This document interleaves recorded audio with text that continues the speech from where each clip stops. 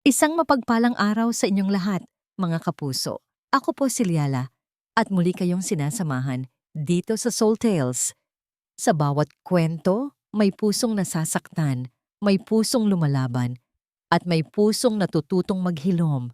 Ngunit paano kung ang taong inaasahan mong magiging lunas ay siya palang ugat ng pinakamatinding sakit?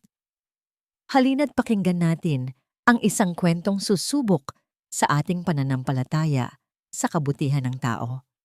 Isang malakas na sampal ng pandikit sa pader na yero ang unang narinig. Sunod-sunod, sa bawat pinto ng mga bahay sa Barangay Pag-asa, may isang lalaking nakauniporme na walang emosyong nagdidikit ng isang puting papel. Isang papel na tila hatol ng kamatayan para sa kanilang mga pangarap. Nakatayo sa may eskinita, hindi humihinga si Lito. Nakatitig siya sa mga malalaking letra na nakasulat doon. Hindi niya kailangang basahin ang lahat ng salita. Ang dalawang salita sa pinakataas ay sapat na. Final notice. Sa isang iglap, ang ingay ng mga nagtatakbuhang bata, ang tawanan mula sa karinderya ni Aling Nelia, ang ugong ng mga tricycle, lahat ay biglang nawala. Tanging ang mabilis na kabog ng kanyang dibdib ang naririnig niya. Nag-uumpisa ng umikot ang kanyang munting mundo. Ito na yon. Ito na ang katapusan ng kanilang tahanan.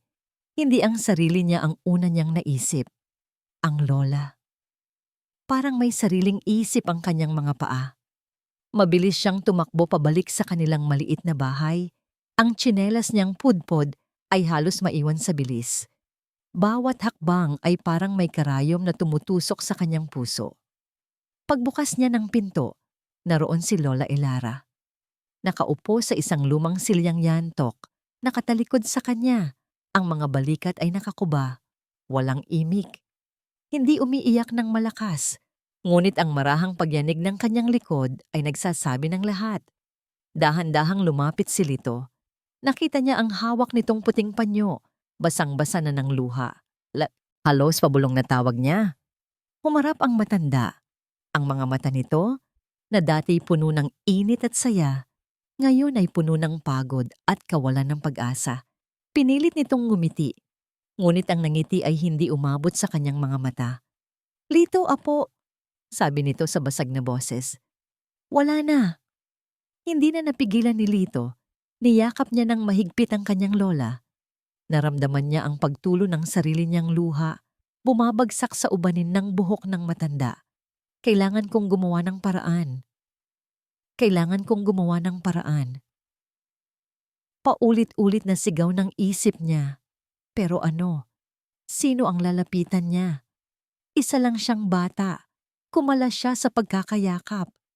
Sandali lang po, may pupuntahan lang ako." "Saan ka pupunta, apo?" "Gabi na." Hindi na siya sumagot. Tumakbo siya palabas, walang tiyak na direksyon. Basta kailangan niyang makalayo. Kailangan niyang mag-isip. Napunta siya sa kalsada sa labas ng kanilang barangay.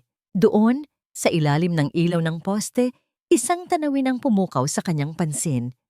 Isang magarang itim na kotse, kumikinang kahit sa dilim. Nakatigil ito at bahagyang umuusok ang unahan. Sa tabi nito, isang lalaki ang nakaupo sa wheelchair. Sumisigaw ito sa driver na pawis na sumisilip sa makina. "Walang silbi. Anong binabayad ko sa'yo? Hindi mo man lang mapatakbo to?" Ang boses ng lalaki ay malupit at puno ng galit. Nakakatakot. Dapat ay umalis na si Lito. Ngunit naawa siya sa driver na halos maiyak na sa takot. Dahan-dahan siyang lumapit. "Kuya, baka po matulungan ko kayo." Tumingin sa kanya ang driver. Pagod. Ngunit ang lalaking nasa wheelchair ang sumagot. Matatalim ang mga mata nito at ang muka ay lukot sa pagkainis.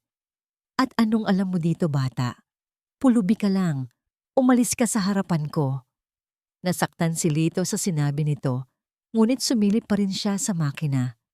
May nakita siyang isang kable na bahagyang natanggal.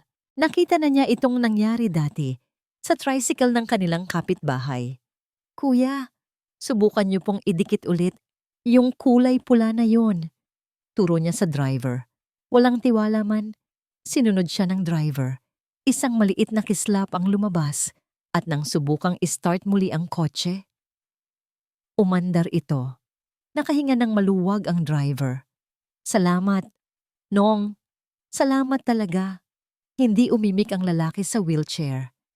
Tinitigan lang nito si Lito mula ulo hanggang paa. Napansin ni Lito na may kaunting grasa na dumikit sa kanyang kamay. Walang pag-aalinlangan, ipinunas niya ito sa kanyang luma at maninipis ng sando.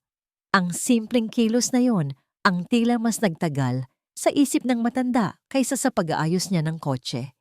Anong pangalan mo? Tanong nito.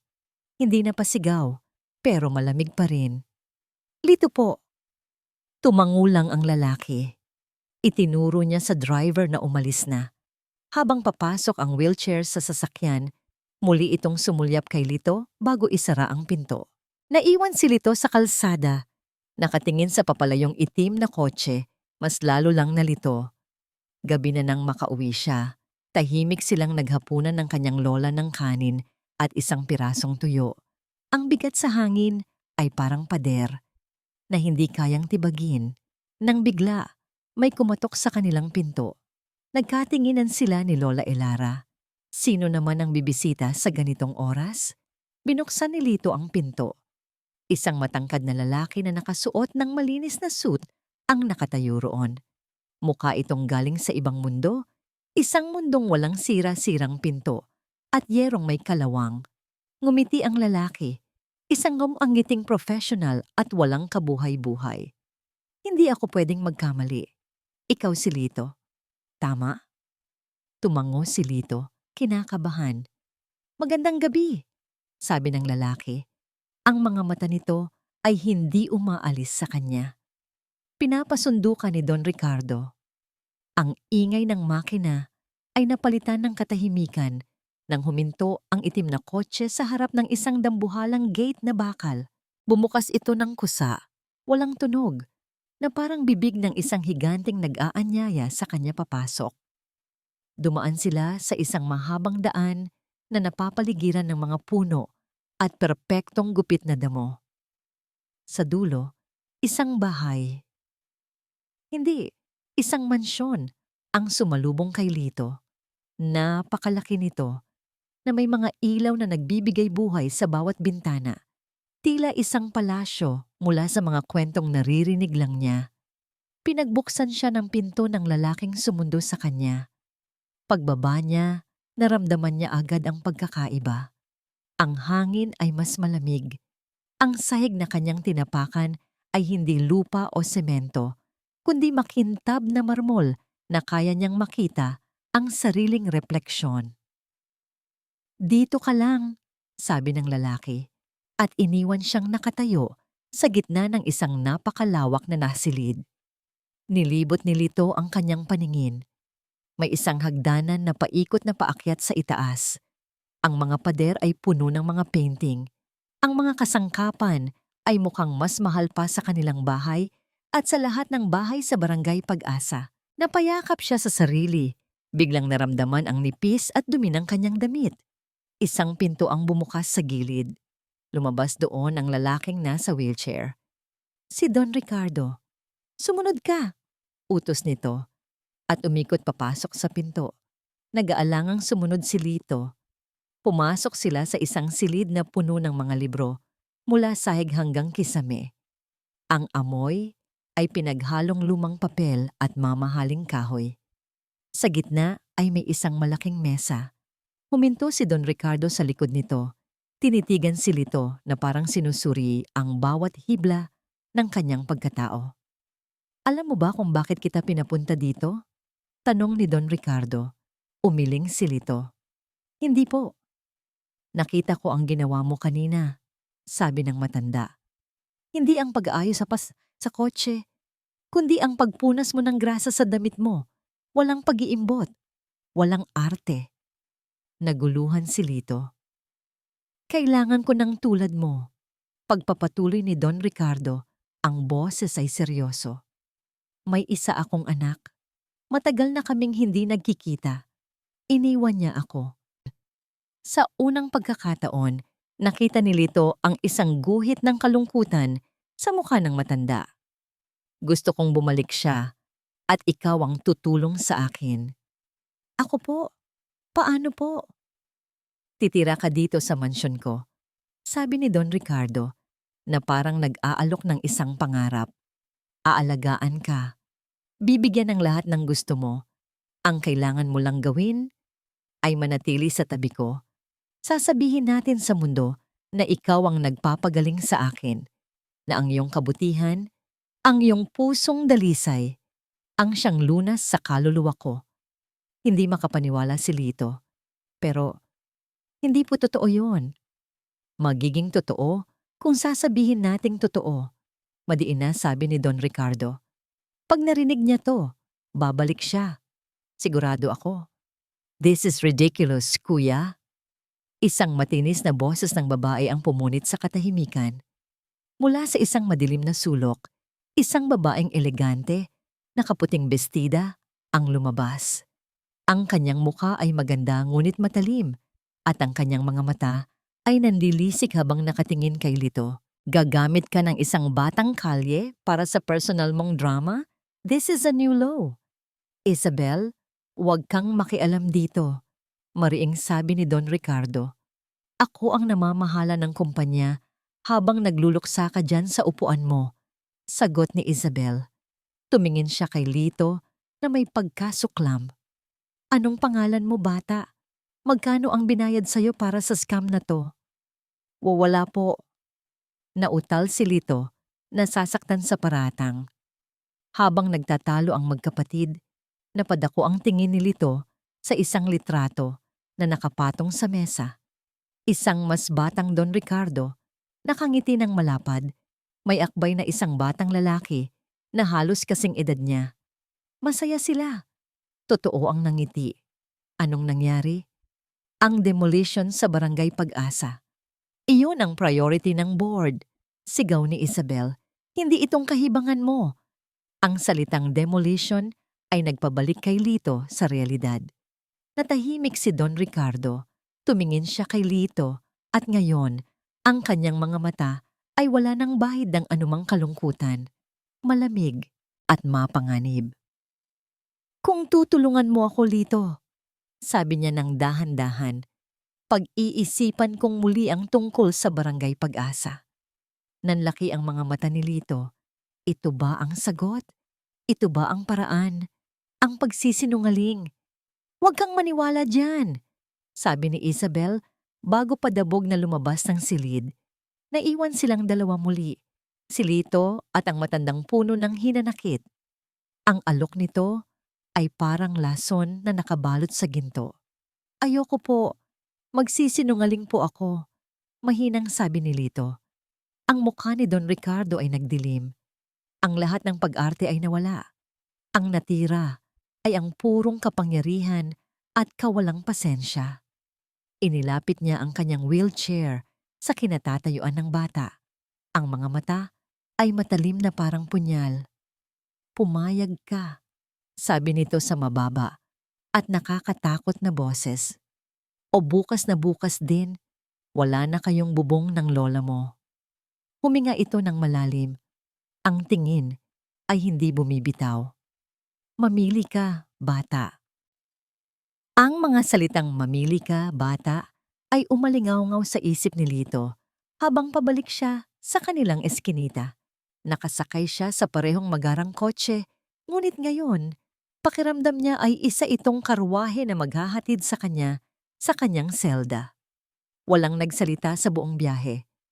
Ang tanging naririnig niya ay ang mahinang tunog ng aircon at ang malakas na pagpintig ng sarili niyang puso.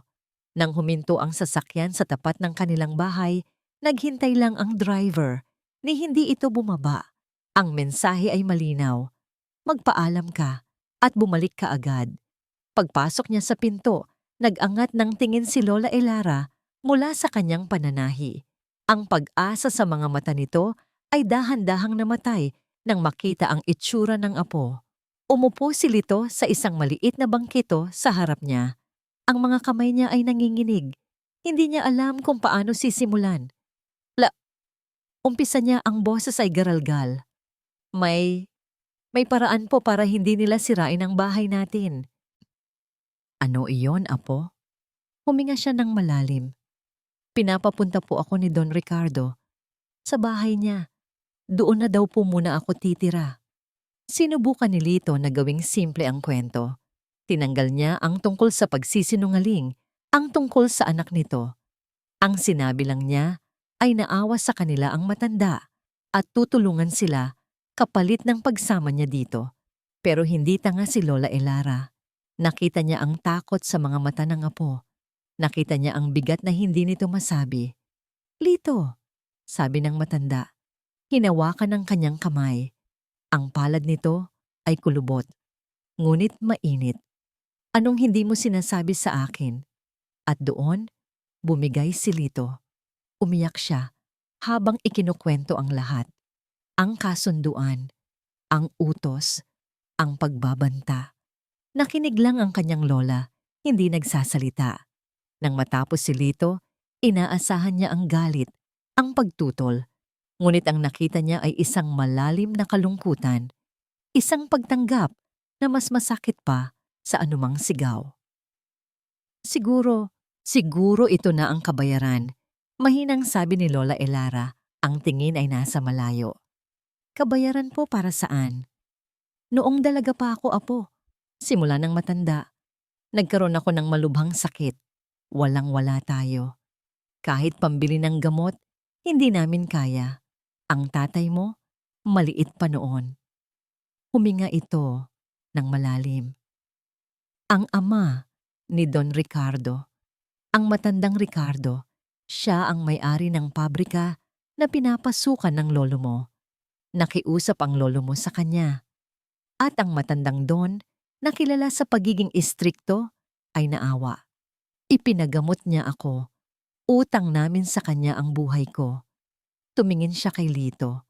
Ang mga mata ay puno ng luha. Isang malaking utang na loob, Lito. Isang utang na hindi kailanman mababayaran. Kaya siguro, hindi tayo pwedeng lumaban. Ang kwento ay parang kadena na ipinulupot sa paa ni Lito. Ngayon, hindi na lang ito isang pagbabanta. Isa na itong tungkulin. Kinabukasan, inihanda ni Lito ang kanyang mga gamit. Hindi ito marami. Ilang pirasong damit na kupas na, ang kanyang lumang tsinelas at isang maliit na litrato nila ng kanyang lola na nakatago sa isang lata ng biskwit. Ang pagpapaalam ang pinakamahirap. Mag-iingat ka doon, apo, sabi ni Lola Elara, pinipigilan ng pag-iyak.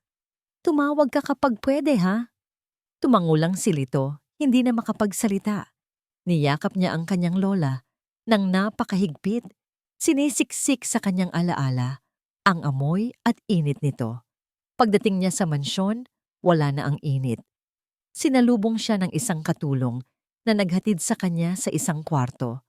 Mas malaki pa ito sa buong bahay nila. Malambot ang kama at may sariling banyo. Pero ang pakiramdam ay malamig. Parang isang hawla na gawa sa ginto. Gabi. Oras ng hapunan. Inihatid siya sa isang mahabang mesa na kayang pakainin ng 20 tao. Ngunit isa lang ang nakahain para sa kanya. Sinabi ng katulong na si Don Ricardo ay sa kwarto nito kumakain. Kumain siyang mag-isa. Ang sarap ng adobo, malambot ang karne, ngunit bawat subo ay parang walang lasa. Ang tanging naiisip niya ay ang kanyang lola. Kumain na kaya ito? Ano kaya ang ulam nila? Nang hindi na niya maubos ang pagkain, isang ideya ang pumasok sa isip niya. Maingat siyang kumuha ng tissue paper mula sa mesa. Binalot niya dito ang ilang piraso ng manok at kanin. Itatago niya ito. Bukas, kapag nakahanap siya ng pagkakataon, dadalhin niya ito sa kanyang lola. Patayo na sana siya, hawak ang munting balutan, nang isang anino ang tumabon sa kanya. Anong ginagawa mo, si Isabel? Nakatayo siya doon, nakapamaywang. Ang mga mata ay parang agila. Wala po. Bago pa man makakilos si Lito, mabilis na hinablot ni Isabel ang balutan mula sa kanyang kamay. Tiningnan niya ito ng may pandidiri at walang sabi-sabing lumakad papunta sa isang basurahan sa gilid at inihulog ito. Dito, sabi ni Isabel, ang boses ay kasing lamig ng marmol na sahig. Pagkain lang ang para sa'yo. Humarap ito sa kanya. Ang mga mata ay puno ng babala. Hindi para sa mga tagalaba. Ang mga sumunod na araw ni Lito ay naging isang walang kulay na rutina. Gigising siya sa isang malambot na kama, ngunit malamig na kwarto. Kakain siya ng masasarap na pagkain ng mag-isa sa isang mahabang mesa. At sa hapon, eksaktong 4:00, ipapatawag siya ni Don Ricardo sa librarya. Hindi sila nag-uusap tungkol sa nararamdaman. Ang gusto lang ng matanda ay magkwento si Lito. Ikwento mo sa akin ang buhay sa inyo. Utos nito sa unang hapon nila. Kaya nagkwento si Lito. Sa una ay nahihiya pa siya. Ngunit habang tumatagal, ang mga alaala ay kusa ng dumadaloy. Ikinuwento niya ang tungkol sa mga batang nagpapatintero sa kalye kapag maliwanag ang buwan. Ang pagtulong-tulong ng mga kapitbahay kapag may nasiraan ng bubong. Ang amoy ng mainit na pandesal mula sa panaderya tuwing umaga. Habang nagsasalita si Lito, nakapikit lang si Don Ricardo. Ang mga kamay ay nakapatong sa gulong ng kanyang wheelchair. Walang emosyon ang kanyang mukha. Tila hindi ito nakikinig, ngunit nakikinig ito. Malapit na po ang fiesta sa amin. Kwento ni Lito isang hapon. Lahat po abala na. Naghahanda na po ng mga banderitas. Si Aling Nelia po, nag-iisip na ng iluluto niya sa karinderya. Ang paborito po ng lahat doon ay ang adobong manok ni Lola. Iba po kasi ang pagkaluto niya. Sa pagbanggit ng adobo, isang maliit na kislap ang dumaan sa mga mata ni Don Ricardo. Ngunit mabilis din itong nawala. Nagkakagulo na po sila ngayon. Pagpapatuloy ni Lito, may ngiti sa kanyang mga labi sa unang pagkakataon sa loob ng maraming araw. Kasi po, kailangan nilang pumili kung sino ang magiging prinsipe at prinsesa para sa parada. Si Marco po, yung anak ni Mang Tonyo, ang laging napipili dati. Kasi gwapo daw po. Marco? Ang pangalan ay binigkas ni Don Ricardo, hindi ito tanong. Isang pabulong na salita, puno ng isang damdamin na hindi maipaliwanag ni Lito. Para itong isang salitang matagal nang hindi nabibigkas. Biglang iminulat ni Don Ricardo ang kanyang mga mata. Ang tingin niya ay biglang naging matalas at malamig ulit. Tapos na tayo sa araw na ito. Makakaalis ka na. Tumayo si Lito, naguguluhan sa biglaang pagbabago. Tahimik siyang lumabas ng librarya, iniwan ang matandang muling nag-iisa sa kanyang madilim na mundo.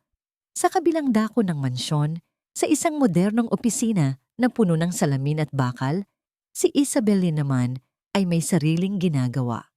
Sigurado ka ba dyan? Tanong niya sa kausap sa telepono. Isang private investigator. Yes, ma'am. Malinis ang record ng bata. Ulila. Pinalaki ng lola. Walang kahit anong kaso o reklamo. Sagot ng lalaki sa kabilang linya. Napasimangot si Isabel. Hindi ito ang gusto niyang marinig. Walang kahit ano. Imposible. Lahat ng tao may tinatagong dumi. Hanapin mo. Kahit gaano kaliit. Masusunod po.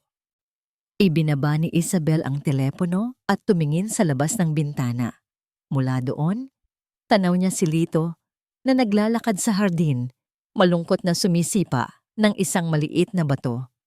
Hindi ako naniniwala sa kabutihan, bata. Bulong niya sa sarili. Lahat ay may presyo at hahanapin ko kung ano ang sayo. Kinagabihan, habang naghahapunan si Lito, isang katulong ang lumapit sa kanya. Dala nito ang isang plato ng ulam. Pinabibigay po ni Don Ricardo. Nang ilapag ito sa mesa, naamoy agad ni Lito ang pamilyar na bango. Adobong manok. Ang itsura at amoy. Halos katulad ng luto ng kanyang lola Elara.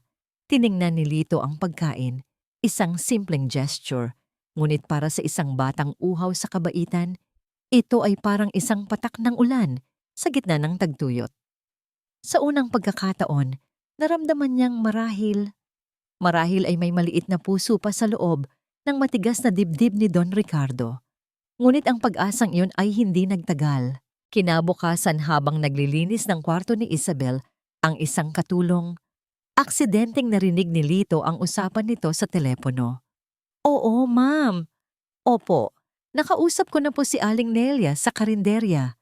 May maliit daw pong utang sa kanya, si Elara Reyes, para sa mga kinuha daw na delata at bigas.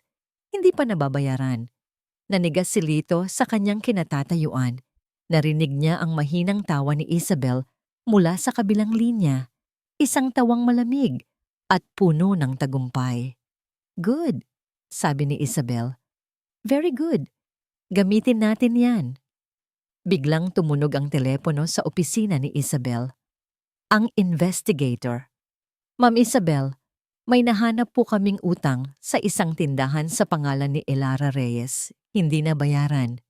Isang ngimasang ngiti ang gumuhit sa mga labi ni Isabel. Isang ngamangiting hindi abot sa kanyang mga mata. Isang ngamangiting parang patalim. Perfect, sabi niya. Iyan na ang simula. Makalipas ang isang linggo, may dumating na panibagong bisita sa mansyon.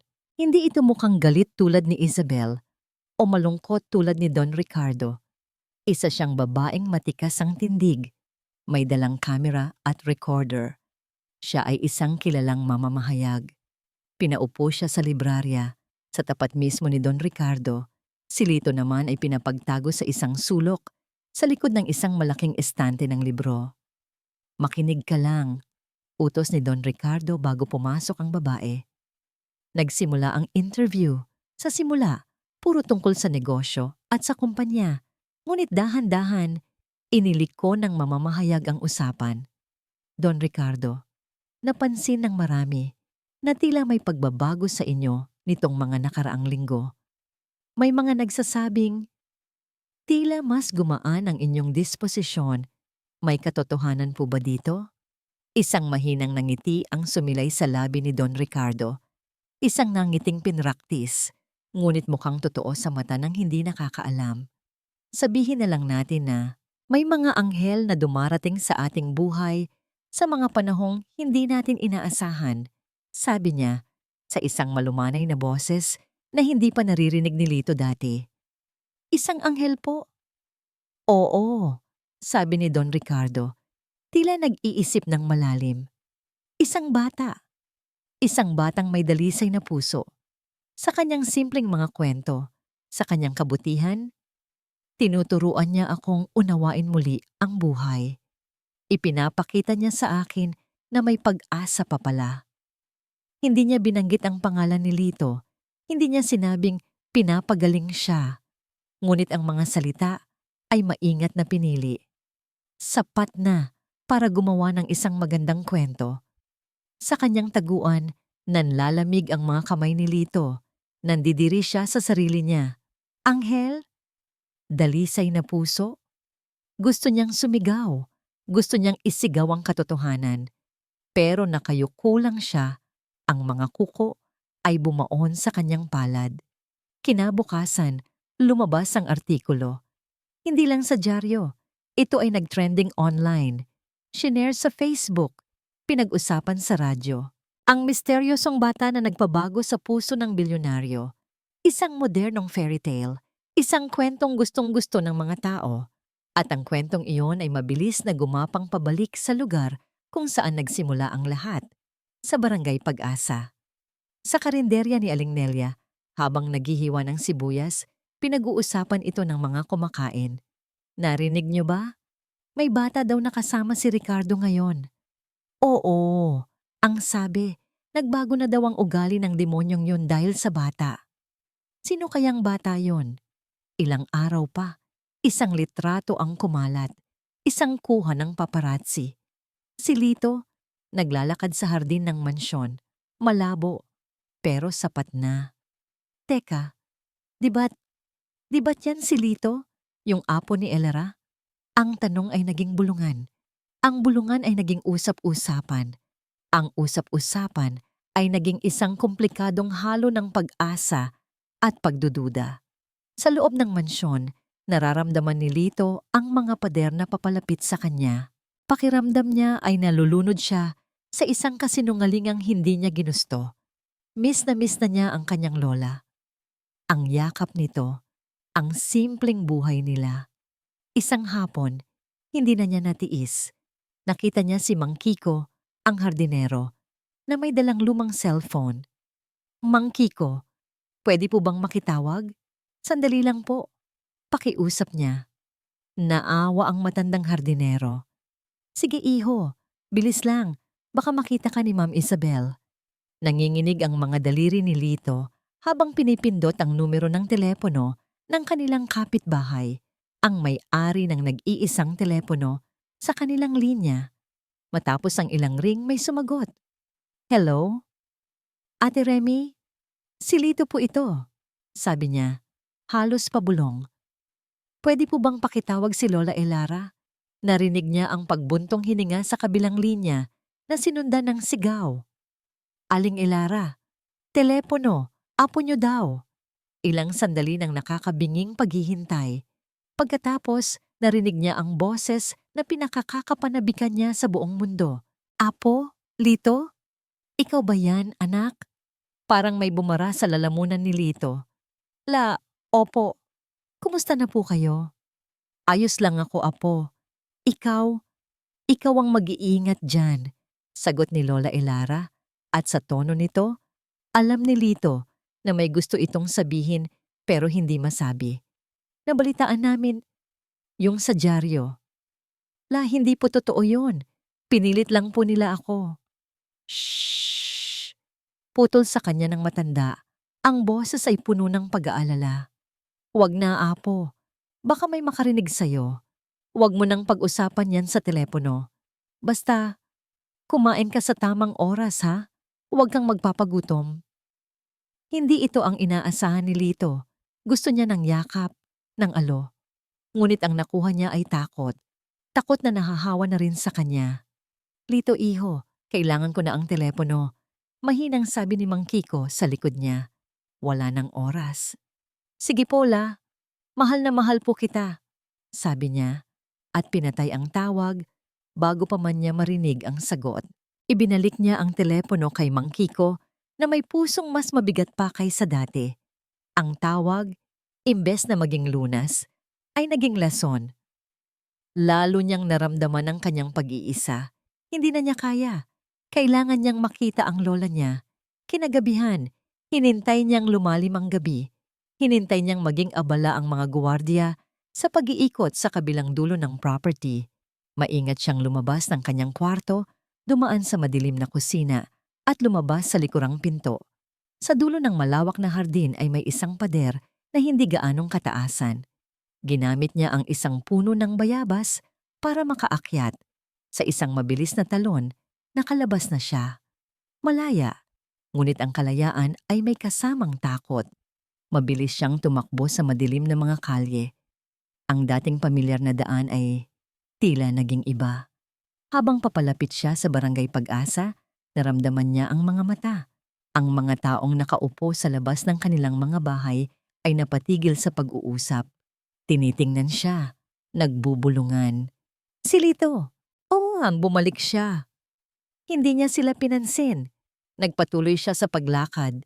Ang mga mata ay nakatutok lang sa isang direksyon, ang kanilang maliit na bahay. Malapit na siya, ilang hakbang na lang, ngunit bago pa man niya marating ang kanilang pinto, isang bulto ang humarang sa kanyang daan. Nakatayo ito sa ilalim ng ilaw ng poste, sa tapat mismo ng karinderya. Si Aling Nelia, pinupunasan nito ang mga kamay sa kanyang apron, ang mukha ay seryoso. Lito, sabi nito. Ang boses ay hindi galit, ngunit mabigat. Punong-puno ng pait.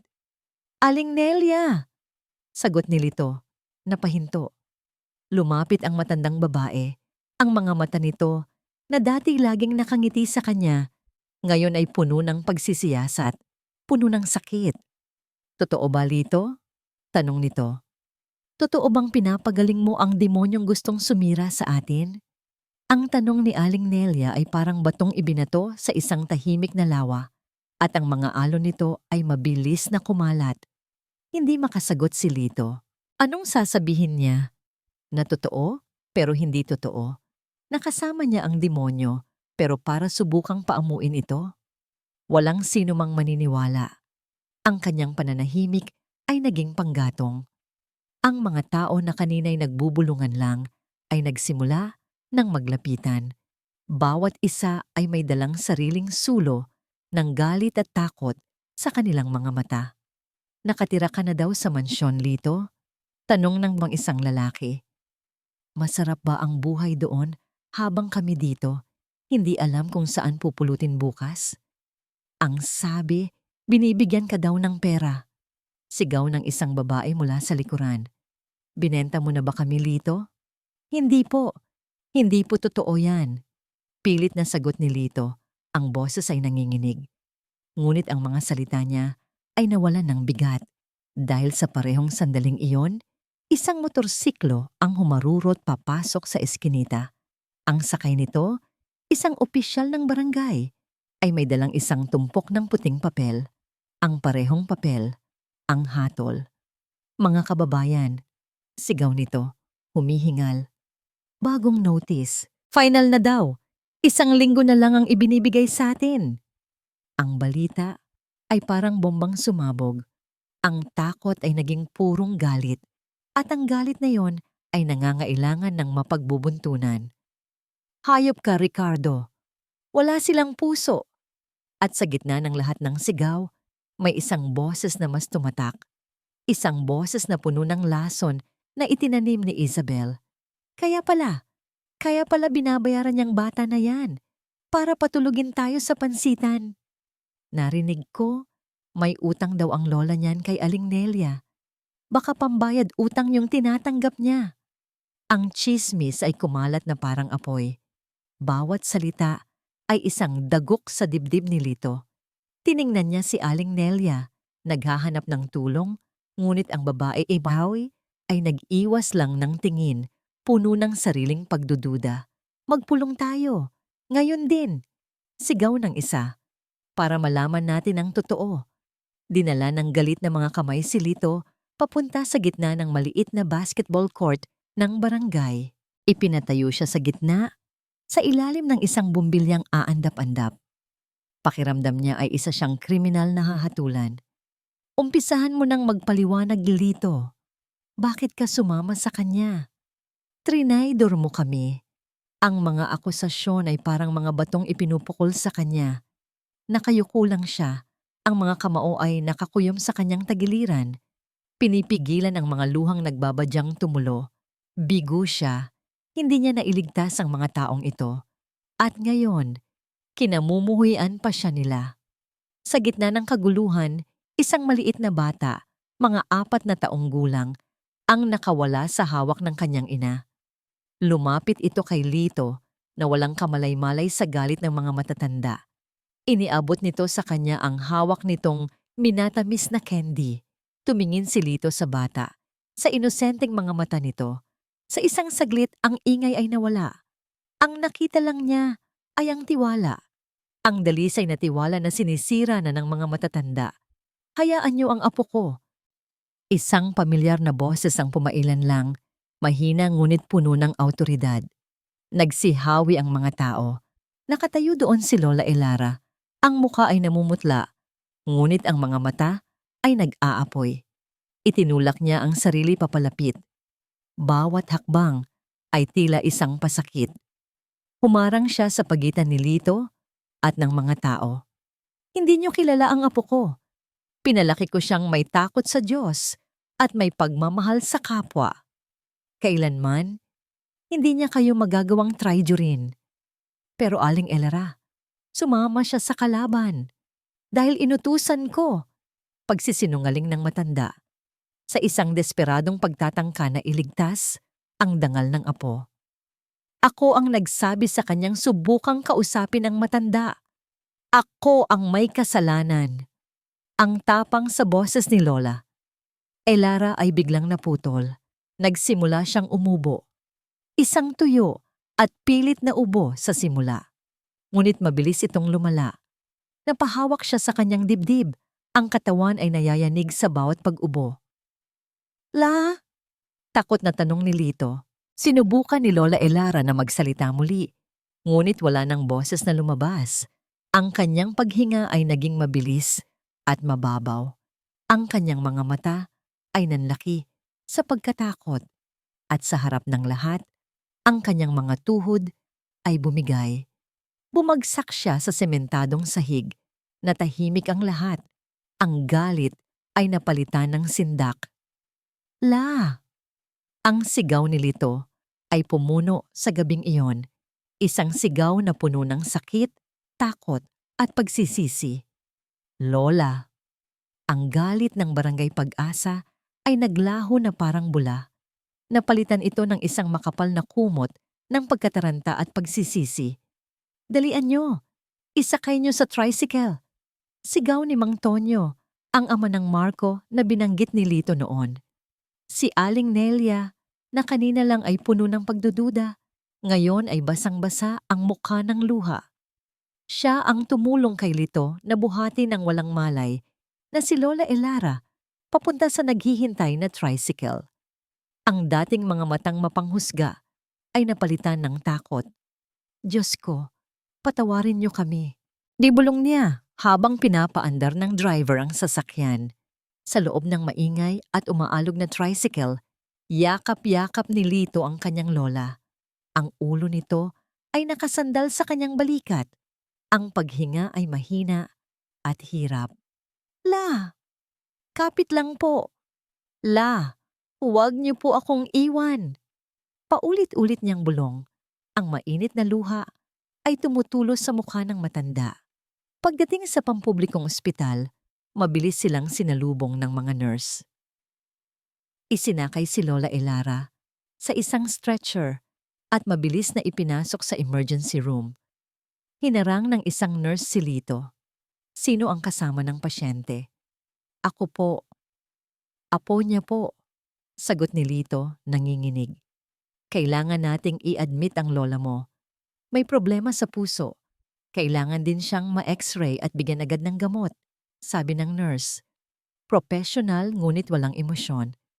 Kailangan niyo munang mag-deposit sa cashier. Deposit po? Oo, para sa mga unang gastusin. Parang binuhusan ng malamig na tubig si Lito. Deposit. Pera. Dalawang bagay na wala siya. Wala sila. Ang laman ng bulsa niya ay 2 pisong barya. Wala po kaming pera ngayon. Pero maghahanap po ako. Pakiusap niya. Umiling ang nurse. Ang mukha ay puno ng pag-unawa. Ngunit ang patakaran ay patakaran. Pasensya na, iho. Hindi namin siya pwedeng ilipat sa kwarto hanggat walang paunang bayad. Gumuho ang mundo ni Lito. Ang kanyang lola ay nakikipaglaban para sa buhay nito sa loob at ang tanging pumipigil para mailigtas ito ay mga piraso ng papel na wala siya. Wala na siyang ibang maisip. Walang ibang matatakbuhan. Isang tao lang. Ang taong pinagmulan ng lahat ng ito. Muli siyang tumakbo. Mas mabilis. Mas desperado. Hindi na niya ininda ang pagod o ang sakit ng kanyang mga paa. Tumakbo siya pabalik sa mansyon. Pabalik sa kanyang hawla. Hinarang siya ng mga gwardiya sa gate. Bawal kang pumasok. Kailangan kong makausap si Don Ricardo. Importante po. Tungkol po sa buhay ng lola ko. Sigaw niya, umiiyak, kumakatok sa matigas na bakal. Siguro ay dahil sa kanyang itsura o sa kanyang mga sigaw. Isa sa mga gwardiya ang naawa at tumawag sa loob. Ilang saglit pa, bumukas ang gate. Tumakbo si Lito papasok sa mansyon. Ang marumi niyang tsinelas ay nagiiwan ng marka sa makintab na sahig. Dire-diretso siya sa librarya. Nandoon si Don Ricardo, nakaupo sa kanyang wheelchair, nagbabasa. Napatigil ang matanda nang makita si Lito. Basang-basa ng pawis at luha, ang damit ay gusot, at ang mga mata ay namumugto sa pag-iyak. Anong ginagawa mo dito? Hindi ba't tumakas ka? Malamig na tanong nito. Lumuhod si Lito. Hindi dahil sa utos, kundi dahil sa bigat ng kanyang dinadala. Don Ricardo, parang awa niyo na po. Sabi niya sa basag na boses, tulungan niyo po kami. Ikinuwento niya ang nangyari. Ang pagbagsak ng kanyang lola, ang ospital, ang deposit. Ang lola ko po, mamamatay po siya kapag hindi nabayaran ng ospital. Habang nakatingin si Don Ricardo sa batang nakaluhod at nagmamakaawa sa kanyang harapan, isang imahe mula sa nakaraan ang biglang sumalakay sa kanyang isipan. Isang maulang gabi. Ang malakas na pagpatak ng ulan sa bintana ng kotse at ang galit na boses ng kanyang kaisa-isang anak. Mga tao sila pa, hindi mga numero sa papel. May mga pamilya sila. Sigaw ni Marco. Negosyo ito, Marco, hindi charity. Sagot niya, ang mga kamay ay mahigpit na nakahawak sa manibela. Hindi na kita kilala pa, sabi ni Marco. Ang boses ay puno ng pait. Ang taong nagturo sa akin na tumulong sa kapwa, nasaan na siya? Ang sakit sa dibdib, hindi dahil sa sinabi ng anak niya. Isang totoong sakit. Napahawak siya sa dibdib, nahirapang huminga. Ang huli niyang nakita ay ang takot sa mukha ni Marco, bago ang nakakasilaw na ilaw at ang nakakabininging tunog ng pagbangga. Napakurap si Don Ricardo, bumalik sa kasalukuyan, nakatingin pa rin sa kanya si Lito. Ang mukha ay larawan ng purong desperasyon. Ang parehong desperasyon na nakita niya sa mukha ni Marco noon. Nanginginig ang kamay ni Don Ricardo habang inaabot ang telepono sa kanyang mesa. Nag-dial siya ng numero. Ako to, sabi niya sa kausap. Ang boses ay kakaiba. Hindi na kasing tigas. May pasyente sa City Hospital. Elara Reyes, bayaran mo ang lahat. Lahat ng kailanganin niya. Siguraduhin mong maililipat siya sa private room. Ngayon na. Ibinaba niya ang telepono at tumingin kay Lito. Tumayo ka dyan. Hindi makapaniwala si Lito. Papo, pumunta ka na sa ospital. Hintayin mo ang lola mo, sabi ng matanda. At sa unang pagkakataon, iniwas nito ang tingin. Mabilis na tumakbo si Lito palabas. Ang puso ay nag-uumapaw sa pagkalito at pasasalamat. Naiwan si Don Ricardo sa librarya. Mag-isa, tahimik. Dahan-dahan niyang ipinikit ang kanyang mga mata at muling narinig ang huling mga salita ng kanyang anak. Hindi na kita kilala pa. Hinawakan niya ng mahigpit ang braso ng kanyang wheelchair. Ang mga ugat sa kanyang kamay ay lumitaw. Ang mukha niya ay napuno ng sakit na mas malalim pa sa pagiging paralisado niya. Samantala, sa ospital, nailipat na si Lola Elara sa isang malinis at tahimik na kwarto. Nakakabit na sa kanya ang mga aparato na tumutulong sa kanyang paghinga. Nakahinga ng maluwag si Lito. Umupo siya sa tabi ng kama, hinawakan ang kamay ng kanyang lola. May pag-asa. Biglang bumukas ng malakas ang pinto ng kwarto. Pumasok si Isabel. Ang muka ay parang bagyo. Walang sabi-sabi. Inihagis niya sa kama. Sa tabi mismo ni Lola Elara, ang isang folder na puno ng mga dokumento. Tapos na ang laro mo, bata. Sabi niya, ang boses ay puno ng yelo. Turo niya sa papel na nasa ibabaw. Ito ang demolition permit. Nakatatak doon, sa malaking pulang tinta, ang isang salita. Final. Final na. Ang pulang tatak sa demolition permit ay parang dugong kumalat sa puting kumot ng kama. Nanginginig ang kamay ni Lito habang nakatitig dito. Final. Ito na talaga ang katapusan. Anong ibig sabihin nito? Tanong niya, kahit alam na niya ang sagot. Ibig sabihin, wala nang atrasan. Sabi ni Isabel, may ngiti ng tagumpay sa kanyang mga labi. Kahit paanong pag-iyak o pagluhod ang gawin mo, tuloy na ang proyekto. Salamat sa'yo. Na-delay pa kami.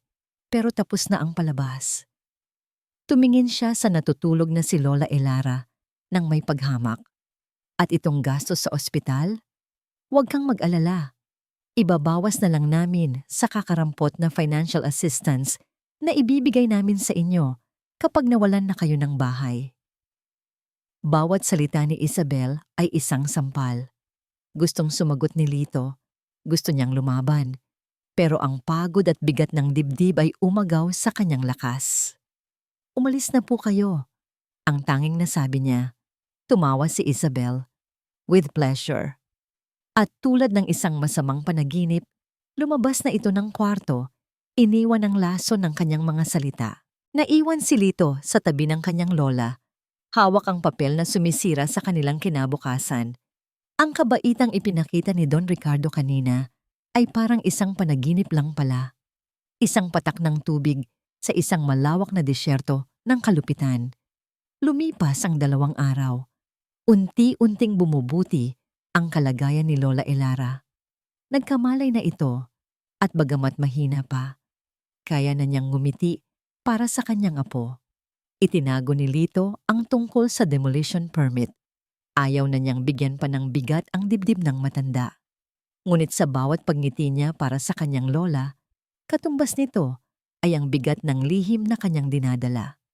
Isang hapon, habang nagbabantay siya, isang katulong mula sa mansyon ang dumating. Hindi si Isabel, isang matandang babae na may mabait na mukha. May dala itong bayong ng mga prutas at isang sobre. Pinabibigay po ni Don Ricardo, sabi nito.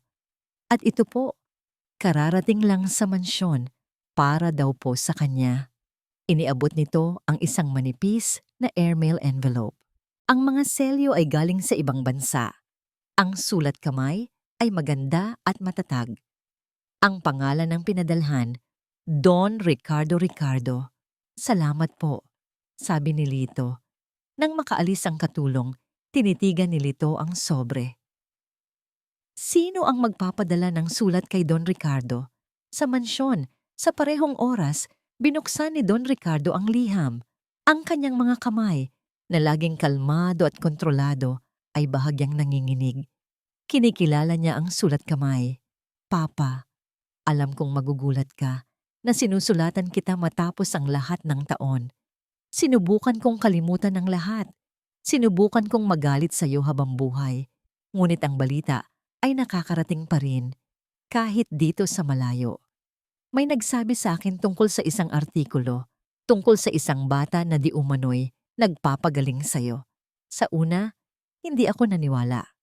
Akala ko, isa na namang gimmick mo para makuha ang gusto mo. Marahil nga, pero hindi ang tungkol sa bata ang dahilan kung bakit ako sumusulat. Ito ay dahil sa isang pangalan na nabanggit sa artikulo, isang lugar na pilit kong iwinawaglit sa isip ko, Barangay Pag-asa. Naaalala mo ba pa?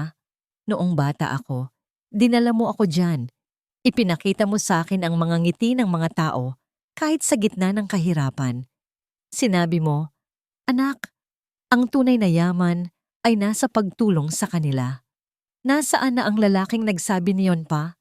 Nabasa ko ang tungkol sa demolition at hindi ako makapapayag. Uuwi ako. Hindi para sa'yo. Hindi dahil sa peking kwento ng himala. Uuwi ako para ipaglaban ang mga tao sa Barangay Pag-asa. Nagtatrabaho ako ngayon para sa isang NGO na tumutulong sa mga urban poor. Gagamitin ko ang lahat ng natutunan ko para labanan ang sarili nating kumpanya, para ipaalala sa iyo ang mga aral na ikaw mismo ang nagturo sa akin. Magkita tayo sa korte, o mas mabuti, magkita tayo sa kalsada kasama ng mga taong inaapi ninyo. Nagmamahal, kahit nagagalit. Marco na bitawan ni Don Ricardo ang sulat. Bumagsak ito sa sahig. Ang kanyang mukha ay pinaghalong saya, takot at sakit. Babalik na si Marco. Babalik na ang anak niya. Ngunit babalik ito hindi bilang anak, kundi bilang kalaban. Mabilis niyang pinulot ang telepono. Tinawagan niya si Isabel. Pumunta ka dito. Ngayon din. Nang dumating si Isabel at mabasa ang sulat, ang kanyang mukha ay naging kasing tigas ng bato. Isang banta, sabi niya. Hindi ito pwedeng mangyari. Kapag nakialam siya, magkakagulo. Magsisiyasat ang media, ang mga shareholders. Masisira ang lahat ng pinaghirapan natin. Tumingin siya kay Don Ricardo. Ang mga mata ay nanlilisik. Kasalanan mo ito.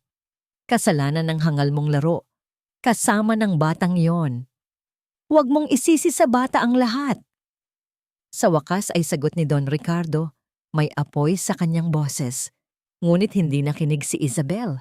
Naglalakad siya paikot-ikot sa silid, parang isang tigreng nakakulong. Kailangan nating kumilos. Bago pa siya makasakay ng eroplano, bago pa siya makatapak dito. Huminto siya at tumingin sa kanyang kapatid. Ang mga mata ay puno ng isang malamig at determinadong plano. Bago pa makabalik ang anak mo at sirain ang lahat, kailangan na nating tapusin ito. Huminga siya ng malalim. Ngayon din. Sa ospital, narinig ni Lito ang tunog. Bago pa man niya ito nakita. Isang mababang ugong. Isang pagyanig sa lupa na hindi pangkaraniwan. Isang tunog ng bakal na kumikiskis sa semento. Mabilis siyang dumungaw sa bintana ng kwarto ng kanyang lola. Mula doon, tanaw niya ang direksyon ng kanilang barangay. At sa di kalayuan, nakita niya ito. Isang malaking bulldozer na sinusundan ng isang truck na may dalang mga pader na yero. Papunta sila sa kanila. Ngayon na, sinabi ni Isabel na ngayon din. At hindi ito nagbibiro. Tumingin siya kay Lola Elara na mahimbing na natutulog dahil sa gamot. Ang mukha nito ay payapa sa unang pagkakataon sa loob ng maraming araw. Ayaw niyang sirain iyon. Ayaw niyang iwan ito. Ngunit ang mukha ng mga kapitbahay niya, ang mga batang naglalaro, si Aling Nelia, lahat sila ay dumaan sa kanyang isipan. Hindi siya pwedeng manatili dito habang winawasak ang kanilang mundo. Dahan-dahan, hinalikan niya sa noo ang kanyang lola. Babalik po ako, La, bulong niya. Pangako. At sa pangalawang pagkakataon, tumakas si Lito. Ngunit ngayon, hindi na siya tumatakbo palayo sa gulo. Tumatakbo siya papunta dito. Pagdating niya sa bukana ng Barangay Pag-asa, ang tanawin ay mas malala pa sa kanyang inaasahan. Ang mga trabahador na protektado ng mga security guard ay nagsisimula ng ibaba ang mga pader na yero mula sa truck. Itatayo nila ito sa paligid ng kanilang mga bahay. Ikukulong sila bago sila paalisin. Ang kanyang mga kapitbahay ay nasa labas, nanonood. Ang mga mukha ay puno ng pagkagapi at kawalan ng pag-asa. Walang lumalaban. Tila tinanggap na nila ang kanilang kapalaran. Tumayo si Lito sa gitna ng kalsada, sa pagitan ng mga tao at ng mga makina. Huminga siya ng malalim. Mga kapitbahay. Sigaw niya, ang boses ay maliit sa gitna ng ingay. Ngunit puno ng determinasyon, napatingin sila sa kanya. Galit po kayo sa akin. Umpisa niya at nakita niya ang pagkumpirma sa mga mata nila. At tama po kayo, naging bahagi po ako ng isang kasinungalingan. Isang katahimikan ang namayani. Walang umaasa sa isang pag-amin. Pinilit po nila ako. Pagpapatuloy niya, ang boses ay nagsisimulang manginig, ngunit hindi sumusuko. Ginamit po nila ako. Ginamit po nila ang pag-asa natin. Pero hindi po ibig sabihin noon na wala na talaga tayong pag-asa. Tumingin siya sa kanilang lahat, isa-isa. Hindi po ako anghel. Hindi po ako lunas. Isa lang po akong tulad ninyo, na ayaw mawalan ng tahanan. Hindi po tayo pwedeng maghintay lang dito at panoorin silang sirain ang lahat. Kailangan po nating tumayo. Walang sumagot. Ang ugong lang ng makina ang naririnig. Nang biglang, isang tao ang humakbang palabas mula sa karamihan. Si Aling Nelia. Ang mga mata niya ay pula sa pag-iyak, ngunit may bagong apoy sa mga ito. Sa kanyang kamay, hawak niya ang sandok na ginagamit niya sa pagluluto ng sinigang. Lumakad siya at tumayo sa tabi ni Lito. Kung may kukuha sa bahay ko, sabi ni Aling Nelia, ang boses ay matatag. Kailangan muna nila akong daanan. at ang sandok ko. Ang simpleng aksyon na yon ang nagsindi ng mitya. Si Mang Tonyo, ang tricycle driver, ay sumunod. Ako din, isang matandang babae na may dalang walis tingting. Isama niyo ako. 2 binatilyo, mga nanay na may kalong na sanggol. Isa-isa, humakbang sila pasulong. Mula sa isang watak-watak na grupo ng mga biktima, sila ay naging isang pader. Isang pader na gawa sa mga katawan at determinasyon. Nagsihinto ang mga trabahador, naguguluhan. Isang magarang itim na kotse ang huminto sa likod ng mga makina. Bumaba si Isabel, nakasuot ng salamin. Ang mukha ay walang pasensya. Anong nangyayari dito? Ituloy ang trabaho. Sigaw niya. May mga tao, ma'am. Sagot ng foreman. Lumakad si Isabel papalapit. Nakita niya ang hanay ng mga tao at sa pinakaharap, ang batang siyang dahilan ng lahat ng abala. Anong akala ninyo? Sabi niya. Ang boses ay nagyayelo sa pangungutya. Madadaan niyo ako sa drama? Wala kayong laban. Umalis kayo dyan kung ayaw niyong masaktan. Walang gumalaw. Sige, sabi ni Isabel sa kanyang radyo. Paanda rin ang makina. Dahan-dahan. Matatakot din yan. Ang bulldozer ay umugong ng mas malakas. Dahan-dahan itong gumapang pasulong. 1 pulgada, 2 pulgada. Napahigpit ang hawak ng mga tao sa isa't isa. May mga nagdarasal, ang iba'y napapapikit. Ngunit walang umatras. Si Lito, na nasa pinakaharap, ay tumingin sa dambuhalang bakal na papalapit. Ito na. Sa gitna ng nakakabinging tensyon, isang tunog ang bumasag sa lahat.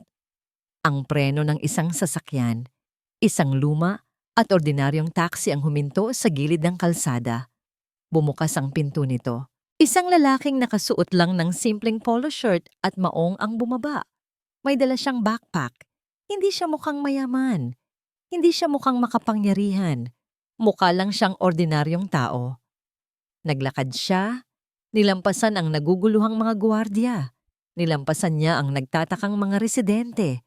Naglakad siya hanggang sa makarating siya sa espasyo sa pagitan ng mga tao at ng bulldozer. Humarap siya kay Isabel na nakakunot ang noo. Pagkatapos ay tumingin siya kay Lito, isang tinging puno ng pagtataka at respeto. Sa wakas, nagsalita siya. Ang kanyang boses ay kalmado, ngunit malinaw. At sa sinabi niya, ang buong barangay Pag-asa, pati ang mga makina, ay natahimik. Ako si Marco Ricardo. Ang pangalang Marco Ricardo ay nanatiling nakabitin sa hangin, mas mabigat kaysa sa banta ng bulldozer. Si Isabel ang unang nakabawi sa pagkabigla. Ang kanyang mukha, na kanina'y puno ng kapangyarihan, ay biglang nagkaroon ng bahid ng pagkataranta. Marco, anong ginagawa mo dito? Hindi siya pinansin ni Marco. Ang mga mata nito ay nanatiling nakatutok kay Lito. Pagkatapos sa isahanay ng mga taong handang ipaglaban ang kanilang mga tahanan, isang maliit na tango ng paggalang ang ibinigay niya sa kanila. Pagkatapos, humarap siya kay Isabel. Ang usapan na ito ay sa pagitan ko at ng aking ama. Sabi niya, ang boses ay kalmado ngunit hindi matitinag. Hindi sa'yo. Walang sinayang na oras, nilagpasan niya ang kapatid ng kanyang ama. Naglakad siya papunta sa itim na kotse kung saan bumaba si Isabel. Ihatid mo ako sa mansyon. Utos niya sa driver na natulala. Pero sir, ngayon na. Walang nagawa ang driver kundi sumunod. Sumakay si Marco sa kotse. Iniwan ang isang eksenang puno ng pagkalito, takot, at isang bagong silang na pag-asa. Naiwan si Isabel na nakatayo. Ang mga kamay ay nakakuyom. Sa unang pagkakataon, ang kontrol ay nawala sa kanya. Pagdating ng kotse sa mansyon, dumiretso si Marco sa librarya. Naroon si Don Ricardo, nakaupo sa kanyang wheelchair, naghihintay. Narinig niya sa radyo ng mga gwardya ang pagdating ng kanyang anak. Sinubukan ni Isabel na pumasok din, ngunit hinarangan siya ni Marco. Kaming dalawa lang. Isinara niya ang pinto. Sa loob ng silid, ang katahimikan ay halos nakakabingi. "Marco, anak!" Umpisa ni Don Ricardo. Ang boses ay pinaghalong saya at kaba. "Bumalik ka." Umiling si Marco. Ang mga mata ay puno ng isang sakit na matagal nang kinimkim. "Hindi ako umuwi para sa'yo pa. Umuwi ako para sa kanila." Itinuro niya ang direksyon ng Barangay Pag-asa. Gumuho ang pag-asa sa mukha ni Don Ricardo. Ang sinasabi nila sa balita, ang tungkol sa bata. "Wag na tayong maglokohan pa," putol ni Marco. "Alam kong isa lang yung palabas, pero salamat sa palabas na yon. Nalaman ko ang ginagawa ninyo sa mga taong yon." Lumakad siya papalapit sa mesa. Ang mga mata ay hindi bumibitaw sa ama. "Naalala mo ba noong dinala mo ako doon? Noong 10 taon ako? May fiesta noon. Ipinakain mo ako ng kakanin mula sa isang matandang nagtitinda. Ang sabi mo, tingnan mo sila, Marco. Kahit anong hirap ng buhay, marunong pa rin silang ngumiti at magpasalamat." Bawat salita ay parang isang suntok sa dibdib ni Don Ricardo. Ang sabi mo pa, pagpapatuloy ni Marco. Ang boses ay nagsisimulang manginig sa pinipigilang emosyon. Ang tunay na yaman ay nasa pagtulong sa kanila. Nasaan na yung taong yun pa? Nasaan na yung tatay na nagturo sa akin noon? "Negosyo ito," sigaw ni Don Ricardo. Ang huling pananggalang niya. "Hindi mo maiintindihan." "Ang hindi ko maintindihan ay kung paano ang puso mo naging kasing tigas ng perang binibilang mo," ganti ni Marco. "Ang hindi ko maintindihan ay kung paano mo kayang sirain ang mga buhay ng tao para lang sa isang building na hindi mo naman kailangan." Natahimik sila. Ang tanging maririnig ay ang hirap na paghinga ni Don Ricardo. Huminga ng malalim si Marco at nang muli siyang magsalita, ang galit sa kanyang boses ay napalitan ng isang malalim na kalungkutan. Lumuhod siya sa harap ng wheelchair ng ama para magkapantay ang kanilang mga mata. Hinawakan niya ang nanginginig na kamay ni Don Ricardo. "Gusto ko lang pong maibalik yung tatay na kilala ko dati." At doon, sa mga salitang iyon, sa simpleng paghawak na yon, ang pader na matagal nang binuo ni Don Ricardo sa paligid ng kanyang puso ay tuluyang gumuho. Ang kanyang mga balikat ay nagsimulang mayanig, ang kanyang mga labi ay nangatal, at isang tunog na hindi na narinig sa mansyon sa loob ng maraming taon ang kumawala mula sa kanya. Isang hikbi. Sinundan ito ng isa pa at isa pa, hanggang sa ang makapangyarihang Don Ricardo ay umiiyak na parang isang bata sa harap ng kanyang anak. Umiiyak para sa lahat ng nawalang taon, sa lahat ng maling desisyon, sa sakit na idinulot niya sa nag-iisang taong tunay na nagmamahal sa kanya. "Patawarin mo ako, anak. Patawad." Niyakap ni Marco ang kanyang ama. Ang sarili niyang mga luha ay tumutulo na rin. Ang paghaharap ay tapos na. Matapos ang ilang sandali, kumala si Don Ricardo sa pagkakayakap. Ang kanyang mukha ay basang-basa ng luha, ngunit sa kanyang mga mata may isang bagong determinasyon. Kinuha niya ang telepono. Alam niya kung sino ang tatawagan. Nang sagutin sa kabilang linya, ang boses ni Don Ricardo ay mahina ngunit matatag. "Itigil mo yan, Isabel. Itigil mo ang lahat." Isang sandaling katahimikan sa kabilang linya. Pagkatapos, isang mahinang tawa. Isang tawang malamig at walang pakialam. "Too late, kuya." Ang tawang iyon. Ang malamig at mapanghamak na tawa ni Isabel ang gumising kay Don Ricardo mula sa kanyang pagluluksa. Hindi pa tapos ang laban. Sa katunayan, nagsisimula pa lang ito. "Anong ibig mong sabihin?" tanong niya. Ang boses ay nagbabalik sa dati nitong tigas. Ngunit ngayon, may halong pagmamadali. "Ang demolition ay aabuti ng ilang oras," sagot ni Isabel. Kalmado na ulit. "Pero ang pag-disperse sa mga tao, Kaya natin gawin yan ngayon. Ipinatawag ko na ang security reinforcements. Business as usual, kuya. Binabaan siya ng telepono. Nagkatinginan si Don Ricardo at Marco. Ang sandali ng kanilang pagkakasundo ay biglang naputol. Ang kaaway ay hindi na ang sakit ng nakaraan, kundi ang kasalukuyang nagbabanta sa labas. Kailangan nating pumunta doon, sabi ni Marco. Ang muka ay seryoso. Imposible, sagot ni Don Ricardo. Tinitingnan ang sariling mga paang walang buhay. Hindi ako lumalabas ng bahay na ito. Kung gayon, mananatili kang bilanggo dito habang ang kapatid mo ang nagpapatakbo ng pangalan mo sa putik. Mariing sabi ni Marco. Gusto mo bang maalala ka bilang ang duwag na nagtago habang winawasak ang buhay ng mga inosente? O bilang ang ama na, sa huling pagkakataon, ay piniling gawin ang tama?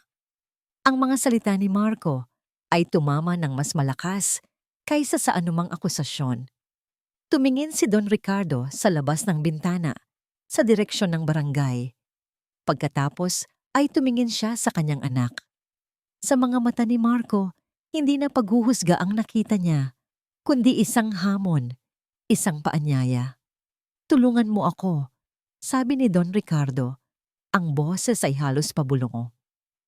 Sa unang pagkakataon, sa loob ng maraming taon, lumabas si Don Ricardo sa tarangkahan ng kanyang mansyon, hindi para sa isang business meeting. Sa tulong ni Marco at ng driver, na ngayon ay hindi na alam kung sino ang susundin, isinakay nila ang wheelchair sa isang van. Habang papalapit sila sa Barangay Pag-asa, ang tanawin ay mas nagiging magulo.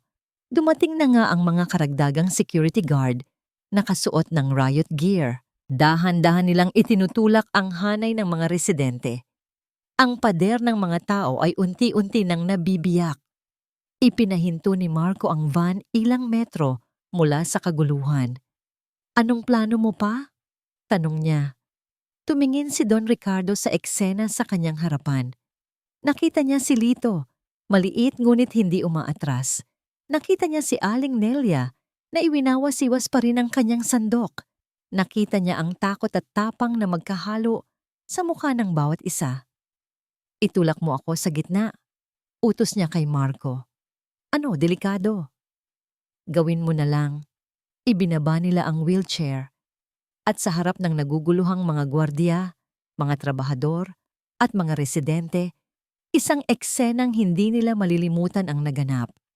Si Marco Ricardo, ang anak ng may-ari, ang siyang nagtutulak sa wheelchair ng kanyang ama, papunta mismo sa gitna ng tensyon.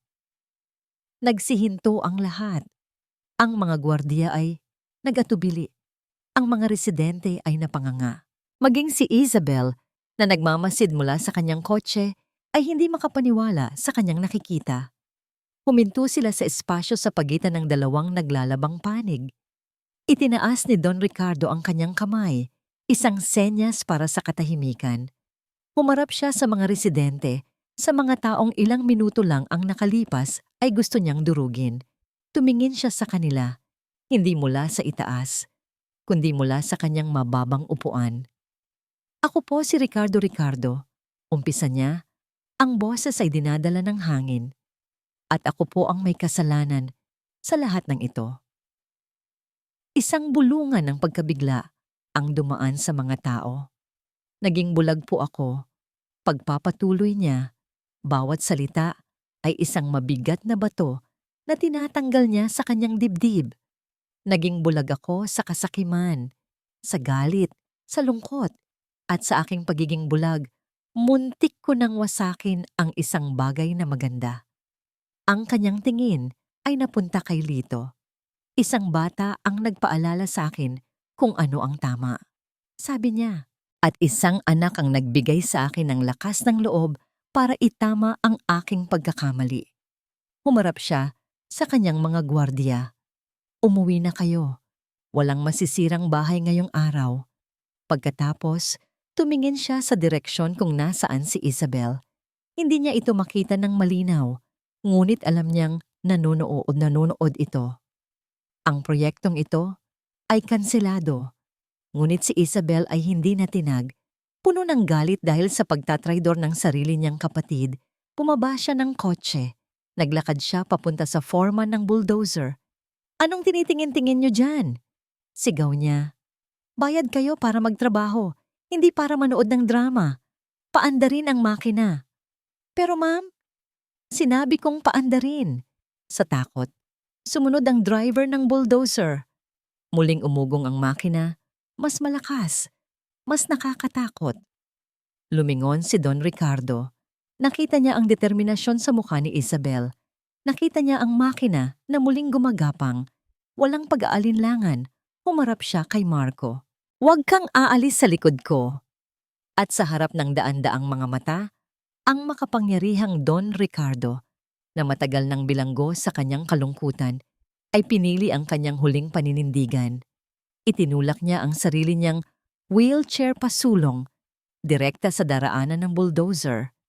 Isang tao, nakaupo, walang kalaban-laban. Hinaharangan ang isang dambuhalang gawa sa bakal. Humarap siya sa kanyang mga tao. "Ako ang may-ari ng kumpanyang ito. Ako ang nag-uutos na itigil to." Tumingin siya kay Lito.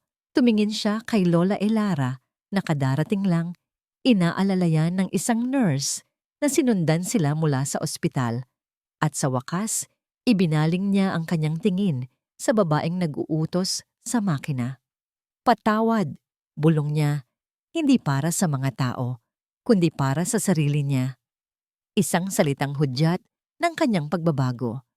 Napatigil ang driver ng bulldozer, ngunit hindi si Isabel. Sumenyas siya. "Ituloy!" At ang bulldozer ay gumalaw. Ang anino nito ay tuluyang tumabon sa maliit na figura ni Don Ricardo na nakaupo sa kanyang wheelchair. Ang tunog ng umuugong na makina ay hinaluan ng sigaw ng mga tao. Isang kolektibong sigaw ng takot at hindi makapaniwala. Si Lito ay napahakbang pasulong, handang harangin ang sarili niyang katawan, ngunit isang kamay ang pumigil sa kanya. Si Marco. "Huwag," sabi ni Marco. Ang boses ay kalmado sa gitna ng kaguluhan. "Pero ang papa mo."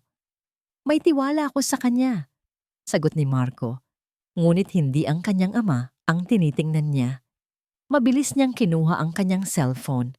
Sa halip na tumawag sa pulis, isang numero ang mabilis niyang pinindot. Ang abogado ng kanilang pamilya. "Attorney Diaz," sabi ni Marco. Ang boses ay mabilis at malinaw. "Live situation dito sa property ng Barangay Pag-asa.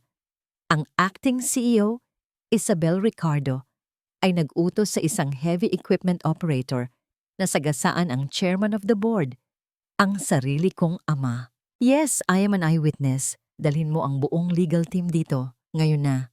Bago pa man mamatay ang unang tawag, nagdial na siya ulit. Isang miyembro ng board of directors. Inulit niya ang kwento. Sa harap ng bulldozer, hindi pumikit si Don Ricardo. Tinitigan niya ang dambuhalang bakal na papalapit. Tinatanggap niya ang lahat. Kung ito ang kabayaran sa kanyang mga kasalanan, tatanggapin niya. Ngunit bago pa man makalapit ang makina, isang sigaw mula sa likuran ang nagpatigil sa driver. Ang foreman. "Hinto!" Narinig ng foreman sa kanyang radyo ang utos na galing sa security head. Nakararating lang at nakarinig sa usapan ni Marco. Ang salitang sasagasaan ang chairman ay isang alarmang hindi pwedeng baliwalain. Ang makina ay huminto. Ilang talampakan na lang mula sa wheelchair. Napatigil din si Isabel. "Anong ginagawa mo? Ituloy mo!" Sigaw niya sa driver, ngunit hindi na ito sumunod. Ilang minuto lang, dumating ang dalawang itim na sasakyan. Mabilis na bumaba si Attorney Diaz at ilang mga lalaking nakasuit. Hindi nila pinansin ang mga residente. Dumiretso sila kay Isabel. "Miss Isabel Ricardo," sabi ng abogado. Ang boses ay formal at walang emosyon. "By order of the majority of the board, pending an investigation for corporate malfeasance and acts endangering the chairman, you are hereby relieved of all your executive duties, effective immediately." Ang mukha ni Isabel ay namutla. Nawala ang lahat ng kulay. Wala kayong karapatan. We have every right, sagot ng abogado. Please surrender all company properties. You are to have no contact with any employee from this moment on. Security will escort you out. Tumingin si Isabel kay Don Ricardo. Ang mga mata ay nag-aapoy sa galit at pagtataksil. Walang salitang lumabas sa bibig niya. Tinalikuran niya ang lahat at sumakay sa kanyang kotse. Umalis ito ng mabilis. Iniwan ang alikabok ng kanyang pagkatalo. Isang sandaling katahimikan. At pagkatapos, isang palakpak. Sinundan ito ng isa pa at isa pa. Hanggang sa ang buong barangay Pag-asa ay nagpapalakpakan. Ang dating sigaw ng takot ay napalitan ng sigawan ng tuwa at pasasalamat. Nilapitan ng mga tao si Don Ricardo at Marco. Si Aling Nelia umiiyak ang unang lumapit. Salamat po, Don Ricardo. Salamat po, sabi nito. Ngumiti lang si Don Ricardo. Isang pagod ngunit totoong nangiti. Ang kanyang mga mata ay hinanap ang isang tao sa gitna ng karamihan. Si Lito. Lumapit si Lito, kasama si Lola Elara na inaalalayan ni Mang Tonyo. Walang nagsalita. Tumingin lang si Don Ricardo sa bata. Pagkatapos ay sa matanda. Dahan-dahan, sa harap ng lahat, yumuko siya ng bahagya mula sa kanyang wheelchair. Isang kilos ng paggalang, isang kilos ng paghingi ng tawad. Makalipas ang isang linggo, natupad ang pangako. Ang demolition permit ay opisyal na kinansela. Ngunit hindi doon natapos. Isang umaga, isang anunsyo ang ipinaskil sa bulletin board ng barangay. Hindi notice of eviction, kundi isang imbitasyon. Inaanyayahan ang lahat sa isang pagpupulong. Sa pagpupulong na yon, inanunsyo ni Don Ricardo, kasama si Marco sa kanyang tabi, ang pagtatatag ng Pag-asa Community Foundation. Isang pondo na hindi lang mag-aayos ng kanilang mga bahay, kundi magbibigay din sa kanila ng tulong legal para makuha ang titulo ng lupang matagal na nilang tinitirhan. Sila na ang magiging legal na may-ari. Ang balita ay sinalubong ng iyak at pasasalamat. At ang fiesta, na muntik nang hindi matuloy, ay naging pinakamasaya sa kasaysayan ng Barangay Pag-asa. Ang mga banderitas ay mas makulay. Ang musika ay mas malakas. Ang amoy ng pagkain mula sa karinderya ni Aling Nelia ay mas masarap. Sa gitna ng kasiyahan, sa ilalim ng mga kumukutitap na ilaw, si Don Ricardo ay nakaupo sa kanyang wheelchair. Sa isang gilid niya ay si Marco. At sa kabila, itinutulak ang kanyang upuan ay si Lito. Pinanood nila ang mga batang naglalaro, ang mga matatandang nagsasayawan. Sa unang pagkakataon, si Don Ricardo ay hindi isang manonood mula sa malayo. Isa na siyang parte, isa na siyang kasama. Lumingon siya kay Lito na nakangiting nanonood sa kasiyahan. Alam mo, Lito, mahinang sabi ni Don Ricardo. Nagkamali ang lahat. Napatingin sa kanya ang bata. Nagtataka. Po? Ang sabi nila, ikaw daw ang himala na nagpagaling sa akin. Ngumiti si Don Ricardo, isang nangiting puno ng kapayapaan at pag-unawa. Isang nangiting abot hanggang sa kanyang mga mata. Ikaw ang nagpagaling sa akin, Lito. Totoo, hindi ang mga paa ko, kundi ang puso ko. Makalipas ang 6 na buwan, ang hangin sa Barangay Pag-asa ay nagbago. Hindi na ito mabigat sa takot at pangamba, kundi magaan at puno ng tunog ng pagbabago. Ang mga kalawanging yero ay napalitan ng mga bagong pintura. Ang karinderya ni Aling Nelia, na dati tagpi-tagpi, ngayon ay may bagong bubong at mas maraming mesa para sa dumaraming customer. Mayroon ng titulo ang bawat pamilya. Ang lupa ay sa kanila na. Isang hapon, sa maliit ngunit maayos ng beranda ng bahay nila Lito, may 3 taong tahimik na nakaupo. Si Lola Elara, malakas na ulit, ay nagtatanggal ng mga bato sa isang bilao ng bigas. Ang kanyang pag-ubo ay nawala na. Napalitan ng isang mahinang himig na tanging siya lang ang nakakarinig. Nahanap na niya ang kanyang kapayapaan. Sa tabi niya, si Lito, na nakasuot ng uniforme, ay matiyagang gumagawa ng kanyang takdang aralin. Paminsan-minsan, sisilip siya sa kanyang lola at ngingiti. Ang bigat sa kanyang mga balikat ay nawala na. Ang kanyang pagkabata ay naibalik. At sa tapat nila, nakaupo sa kanyang wheelchair si Don Ricardo. Wala na ang kanyang mamahaling suit. Ang suot niya ay isang simpleng polo shirt katulad ng isinusuot ng mga ordinaryong lolo sa barangay. Hawak niya ay isang libro, ngunit ang kanyang mga mata ay nasa mga batang naglalaro ng tumbang preso sa kalsada. Hindi na siya ang chairman ng Ricardo Development Corp. Ipinasa na niya ang lahat ng yon kay Marco, ang anak niya. Sa tulong ng mga bagong miyembro ng board, ay dahan-dahang binabago ang direksyon ng kumpanya. Mas makatao, mas may puso. Si Don Ricardo naman ang siyang namumuno ngayon sa Pag-asa Community Foundation. Ang kanyang opisina ay hindi na isang silid na puno ng libro, kundi ang berandang ito at ang buong barangay. Don Ricardo, tawag ni Lito, hindi inaalis ang tingin sa kanyang papel. Paano po ispell ang redemption? Ngumiti ang matanda. R-E-D-E-M-P-T-I-O-N. Sagot niya ng dahan-dahan. Ang ibig sabihin niyan ay pagtubos, pagkakataong itama ang mali. Tumango si Lito at isinulat ang salita. Dumating si Marco, may dalang isang supot ng mainit na pandesal. Umupo ito sa tabi ng kanyang ama. Kamusta ang araw niyo pa? Tahimik, sagot ni Don Ricardo. Isang salitang dati kinatatakutan niya, ngunit ngayoy kanyang hinahanap.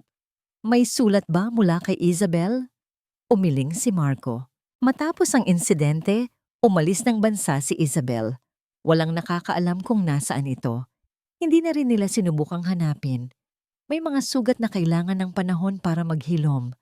May mga taong kailangang hanapin ang sarili nilang daan patungo sa pagpapatawad ng mag-isa. Tumingin si Don Ricardo kay Lola Elara na abala pa rin sa kanyang ginagawa.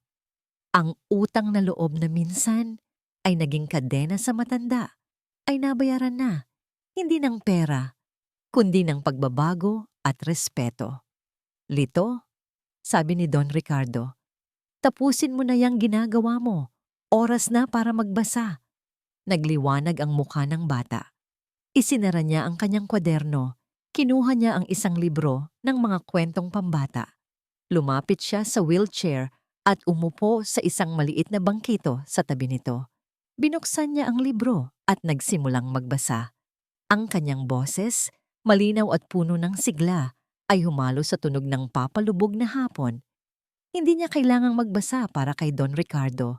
Hindi na ito isang utos o kasunduan. Ginagawa niya ito dahil gusto niya. Dahil kaibigan niya ang matanda. Dahil sa piling ng isa't isa, ang isang batang nawalan at isang matandang nawala ay parehong natagpuan ng isang bagay na mas mahalaga kaysa sa anumang yaman. Natagpuan nila ang isang pamilya. Si Don Ricardo, habang nakikinig sa kwento, ay ipinikit ang kanyang mga mata. Hindi niya kailangang makalakad para maramdaman ang pag-usad. Hindi niya kailangang maging buo ang katawan para maramdaman ang kabuuan.